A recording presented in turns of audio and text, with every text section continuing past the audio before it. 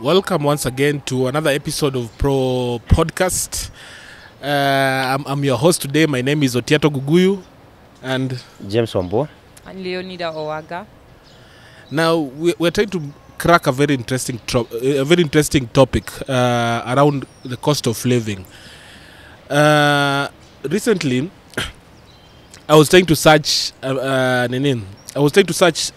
Google Trends to find out what are the topics that Kenyans are talking about the most. Nilisikia some other thing that I've also heard from the evolution of this cost of living is that there's this tag they usually put on goods that are valuable. It is usually put on none. There's this thing in your ukitoka na supermarket, it's supposed to make noise. So you have to remove the tag before you exit before at the counter. Yeah. So they put it on some of the most valuable things. Nasikia sahi they are even putting it on mafuta ya kupika.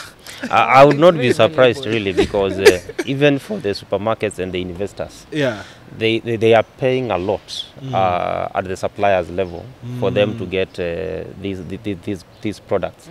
And you see, with a consumer public that is also not stable, that might be tempted to make away with an item or the other in a supermarket. Really, I would not be surprised if they have expanded the range of products that they are putting on that. Wanajua mambo ni risky. Yeah, it can be really so risky. Yes. If you look at the way things are evolving, the way we're seeing things evolve, cost of living is actually changing a lot of things, a lot of the way, a lot of how we purchase things and that sort of space.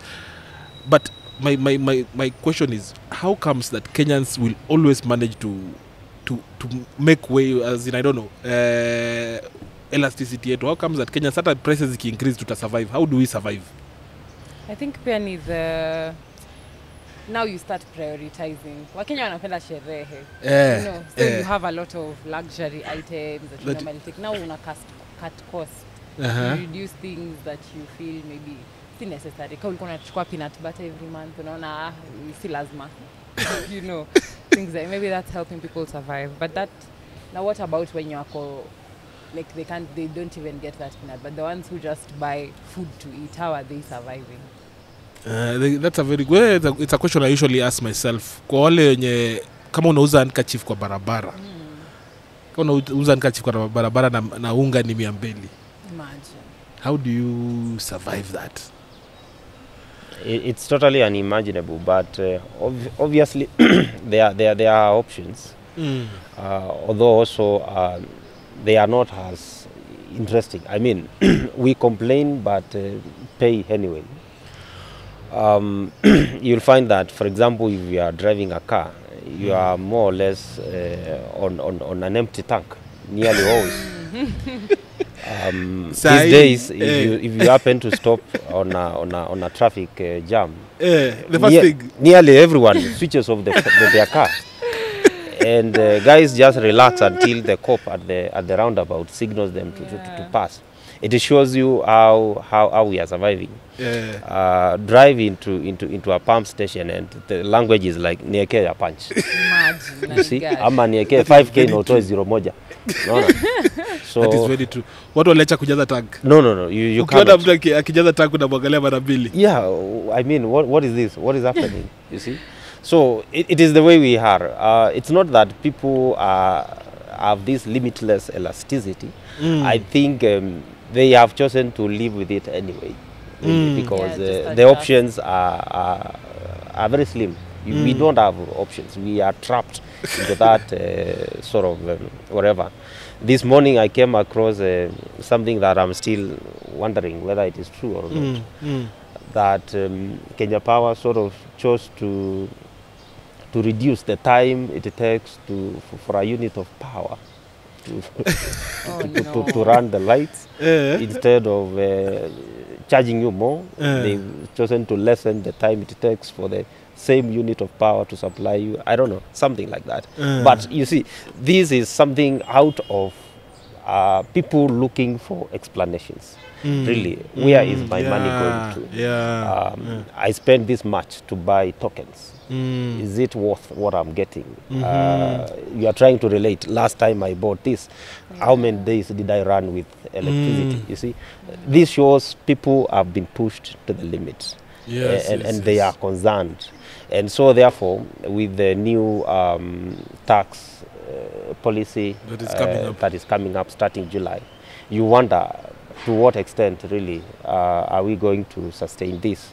It will be very interesting to see how whether traffic still remains the way it has been with the 16% VAT on fuel and other commodities that for some reason might go up. Really, it will be a very interesting season for us to watch. Yeah, it's a very interesting space to watch because we're already seeing, because you know these tax measures are not necessarily that zimeanza sahi.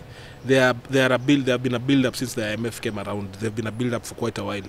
Na tumeanza kuona some telltale signs of the shift. People are moving extremely to where the end of this elasticity.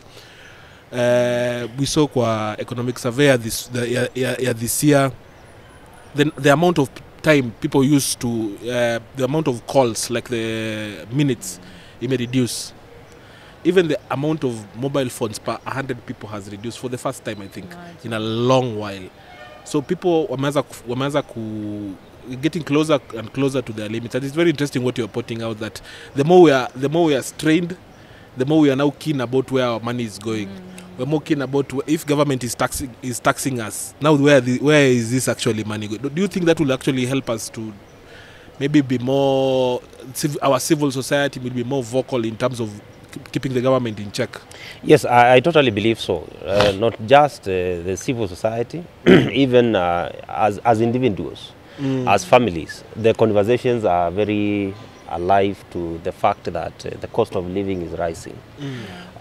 Engaged group in the markets, in the bar, I mean in churches, everyone looks very engaged, spot on in terms of where the shoe is pinching, which is a good thing. So I think going forward we are seeing a population that is very informed in terms of taxes, that would definitely want to demand more from the government in terms of accountability.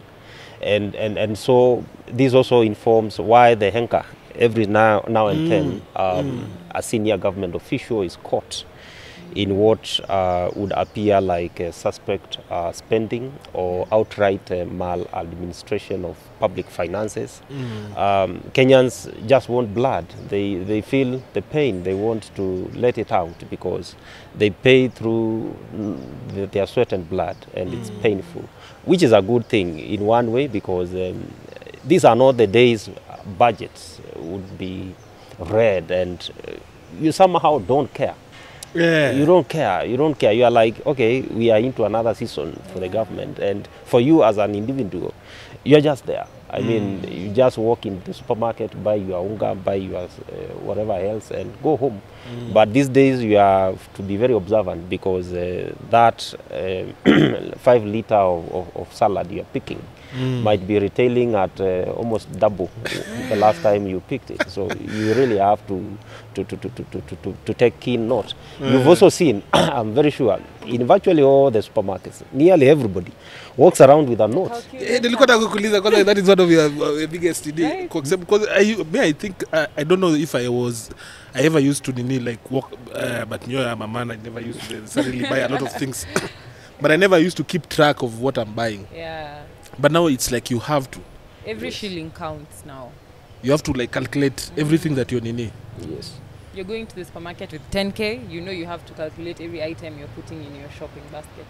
You have to make sure isipitishe you 10K. Utarudisha vitu kwa utafika kwa counter urudishe vitu. Yeah, actually at the till you see buyers. Toa hiyo. Yeah, toa hii. Use yake. Yeah. You see, that shows you the pain with which consumers are bearing. Yeah. It is real, it is painful. Yeah. Do you remember even that time, there's a time Kenya Power was cutting power where we stay for like people who have balances. Like delays, yeah. We thought there was a blackout. The entire... Everyone. Yeah. And you know, it's a place with very many buildings. Yeah. So you'd assume that at least even half of them should have paid the. Nope. It was the entire place. Like We thought there was a blackout. literally. if Kenya Power is serious about its collecting its revenue, its debts on time, Correct. this country will be in blackouts. Yes. Like the entire country. The only reason we're surviving is because Kenya Power at least gives us a bit of time before they can actually come and disconnect. Yes, more like And of course, the tokens people on Arude, I think people are reducing the amount pole of what they can buy. But it's pretty bad. It's bad. It's bad. Somebody told me one of the things that actually helps Kenyans survive is substitution. Yeah. Unajua kwa hii country venye hata kuna bei ya kila mtu. Kuna Kenya kuna na bei ya kila mtu, kuna vitu za masafara, kuna vitu za high end. So increasingly ukiona nini yako tomato sauce yako ketchup imekuwa mbaya, unaenda kwa tomato sauce sababu kuna difference brand between loyalty na isha. Sasa as in, how do people now make decisions about these things? You realize it's not that important. Like this toothpaste, must you have Colgate or you can just use the other one? It does the same Does thing. it do the It does the same thing. So maybe una realize tu enyewe if you have to choose between sticking to a brand or just using a cheaper brand that works the same and have some extra money for food. Why not? Actually, that's very and I've noticed another thing, very interesting thing around what we are talking about brand substitution. Ukiingia Seiko supermarket, half of the people inside there ni watu wa sales. The merchandisers. Imagine, yes. Like half of the people in the supermarket are people trying to sell you. So because they know that brands zimekuwa a bit very pricky. Yes. So unaona hapo kuna mtu anauza hapo marashi, mtu wa sabuni. As in they're like they have these branded uniforms, like a lot. Now brands are actually pushing a lot of people to go into the floor to convince people to buy their things, because now it's the price that is the is the qualifier. Yeah. But even then, can that really work? Can they really convince you? They will give you an offer. Maybe. Anything, maybe the offers. Anything to keep you a bit buying for buying their product, because I think brands have noticed. I had a conversation with somebody who was in this first consumer moving goods, and they have noticed a big drop in this first consumer goods. So I think that is driving a lot of salespeople onto the supermarket floor to try and see if they can actually make people still buy their brands even with this problematic space. And as Ambua, there's a story that you are doing. You can tell us a little bit about it. Around now, people, like even alcohol. Yeah. At some point, this substitution gets to a point where now inaenda kwa illicit brews. Maybe at a quality, unasema, in as much as unasema toothpaste is relatively same. Do you think there are some that are not necessarily... Is definitely different. Yeah. Definitely different. But has it hurt anyone? That is the question. How do we know it? But sasa kama ya boy, and they can tell us a little bit about it. People moving from now alcohol to illicit brew. See, that is a problem. Yeah, it is a huge problem and definitely a concern for the government, for policymakers and everyone, including those who are involved, because illicits have a huge cost to pay in terms of the risk that you put your life into. But here is a scenario that, you have a team of friends who, when the days were good, they used to meet for drink-ups, social gatherings, and transact a few other business. But here is a scenario that unless there is this serious EPL match, you cannot afford to congregate in your local, because the prices are prohibitive. Ridiculous, yeah. Yes. But the same team still exists and they need their social life running. So what do? They turn to the cheaper brands. All right.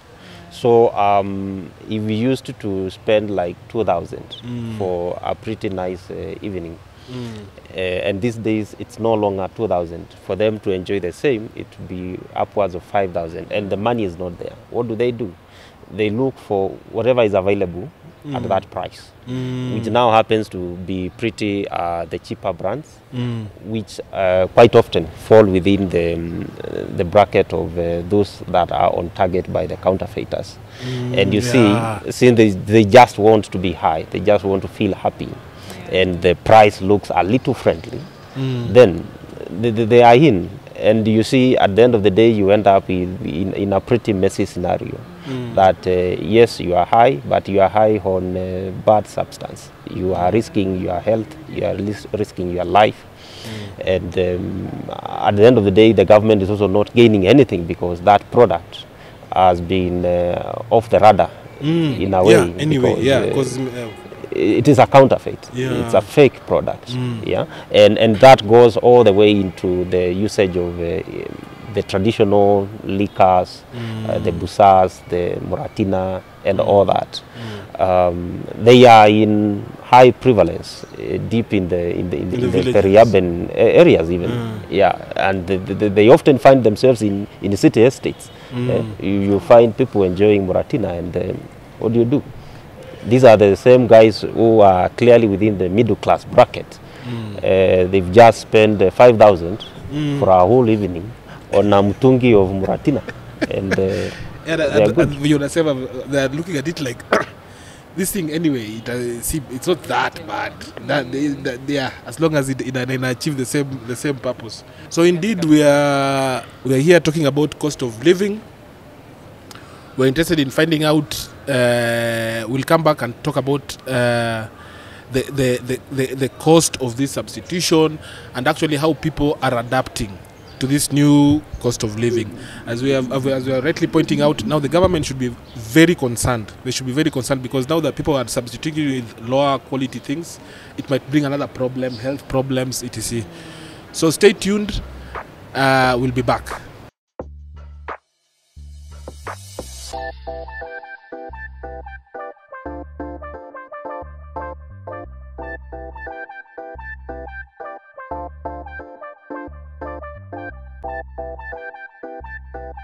Yeah, and interestingly, personally, I've had to cope with this cost of living. The interesting ways that you can manage yourself and try to find a way to survive. Personally, my car is a bit of a guzzler. It's a bit of a guzzler. Anaenda kwa petrol station, naeka hiyo kidogo, naeka hiyo thawa ama hiyo 500. Na haiso me. Bado ina blink. Hapo unatoka hapo 2 minutes later inakuitisha. Yeah. That is where we are. And you see, it is cutting across, really. For me, I can't touch a guzzler, really. I've had to go for the smaller cars, because that way, in terms of fueling on need-to basis, I know 500 can do a lot, and I have to have very measured trips around this town. Unfortunately, also a big hit has been to my daughters, because our trips to the pizza shop have come down drastically. That's unfortunate. I feel for them, and it is the way it is. Happy that they understand, and we are doing fine. Yeah, you just adjust.